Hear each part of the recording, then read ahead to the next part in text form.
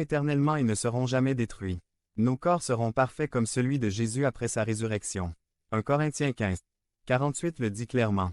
Nous tous qui vivons sur cette terre avons un corps comme celui d'Adam, qui a été fait de terre. Quiconque vit au ciel a un corps semblable à celui du Christ. 2. Il n'y aura plus de tristesse.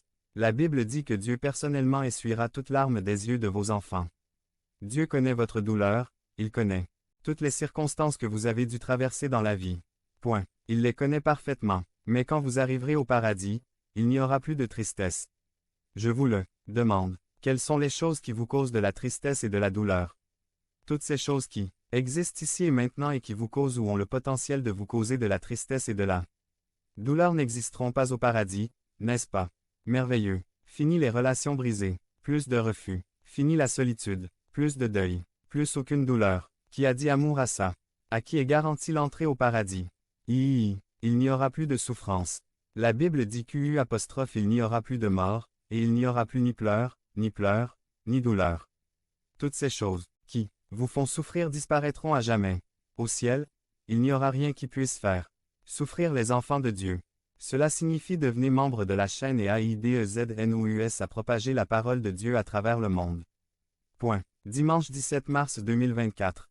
P4. Plus de guerre, plus d'injustice, plus de divorces, plus de décès. Fini les enfants victimes de drogue et ou de gangs, etc. 4. Il n'y aura plus de noces.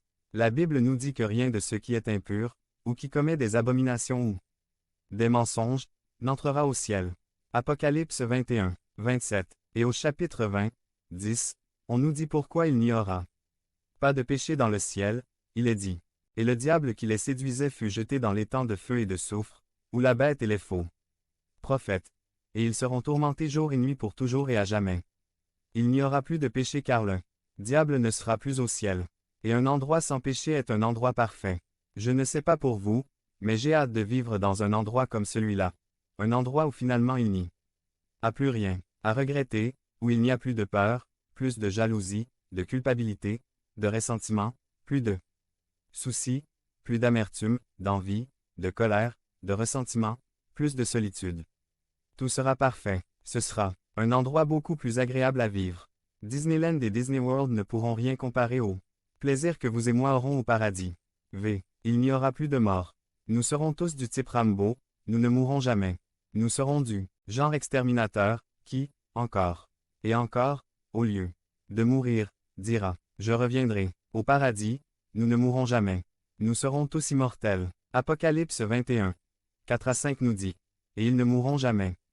Ils ne pleureront plus, ne se lamenteront plus et ne ressentiront plus aucune douleur, car ce qui existait auparavant a cessé d'exister. 5 Dieu dit depuis son trône. Je fais tout nouveau. Qui a dit Alléluia à cela? Personne n'aime penser à la mort. Pourquoi? Tout le monde la craint parce que la mort est l'une des choses qui causent le plus de douleur. L'apôtre Paul nous dit que quand ce corruptible aura revêtu l'incorruption, et que ce mortel aura revêtu l'immortalité, alors la parole qui est écrite s'accomplira. La mort sera engloutie dans la victoire. 55 Où est ton aiguillon, ô mort, ou, ô grave, est ta victoire? N'est-ce pas une bonne nouvelle, chers frères? Après avoir répondu aux questions, qu'est-ce que le paradis? Où est le paradis? Et à quoi ressemble le paradis? Maintenant, la question suivante est comment puis-je aller au paradis? La réponse à cette question est peut-être la plus importante de toutes. Jésus a dit, large est la porte, et spacieux le chemin qui mène à la perdition, et nombreux sont ceux qui entrent par là.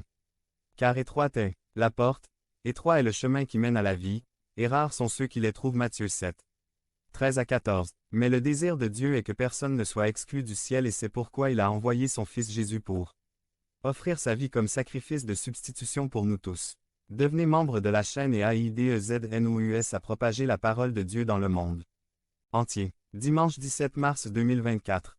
P5. La Bible dans 2 Pierre 3, 9 nous dit que Dieu est patient avec nous, ne voulant pas qu'aucun périsse, mais que tous parviennent à la repentance. La Bible dit également que Dieu a tant aimé le monde qu'il a donné son Fils unique, afin que quiconque croit en lui ne périsse pas mais ait la vie éternelle. Jean 3, 16. Que faut-il alors faire pour aller au ciel? Vous devez recevoir Christ comme votre Dieu, votre Seigneur et Sauveur de votre vie, et pour cela vous devez faire 5 pas de foi. Admettre que vous êtes un pécheur. Romains 3, 23. Parce que tous ont péché d'eux. Croyez que Jésus est mort pour vos péchés. Romains 5, 8. Mais Dieu montre son amour 3. Demandez à Dieu le pardon de vos péchés. 1 Jean 1, 9. Si nous confessons nos péchés. 4. INVITEZ Jésus à vivre dans votre vie. Romains 10, 9 et 13. Si vous confessez de votre bouche que Jésus est Seigneur, et croyez dans votre cœur que Dieu l'a ressuscité des morts, vous serez sauvés. Car quiconque invoquera le nom du Seigneur sera sauvé. V. Dépendre des promesses de Dieu. Jean 3, 16. Celui qui croit en lui ne périra pas, mais aura la vie éternelle. Jean 1, 12. Mais à tous ceux qui l'ont reçu, à ceux qui ont cru en son nom, il a donné le droit de devenir enfants de Dieu. Jésus a dit, « Celui donc qui me confessera devant les hommes, je le confesserai aussi devant mon Père qui est aux cieux. » 33. Et quiconque me reniera devant les hommes, je le renierai aussi devant mon Père qui est dans les cieux. Matthieu 10. 32 à 33. Si vous voulez demander pardon pour vos péchés et inviter Jésus à vivre dans votre vie, je vous invite alors à répéter avec moi la prière suivante à Dieu. Dieu, je reconnais que je suis un pécheur et que je t'ai offensé. Je crois que tu as envoyé ton Fils Jésus mourir sur la croix à ma place, et aujourd'hui je me repens de tous mes péchés. Du plus profond de mon cœur, je vous demande humblement de pardonner tous mes péchés. Ce jour, j'ouvre mon cœur et j'invite Jésus à être mon Dieu, mon Seigneur et le Sauveur de ma vie. Merci de m'avoir sauvé et de m'avoir donné la vie éternelle. Aujourd'hui, je m'engage sincèrement à vivre une vie chrétienne d'obéissance à toi à travers ta parole, la Bible. Je te demande tout cela au nom de ton Fils Jésus-Christ. Amen. Si vous avez fait cette prière, Dieu vous donne aujourd'hui l'assurance du pardon de vos péchés et de la vie éternelle. S'il vous plaît, laissez-moi être le premier à vous dire, bienvenue dans la famille de Dieu. Dimanche prochain, nous poursuivrons cette série de messages et répondrons à la question.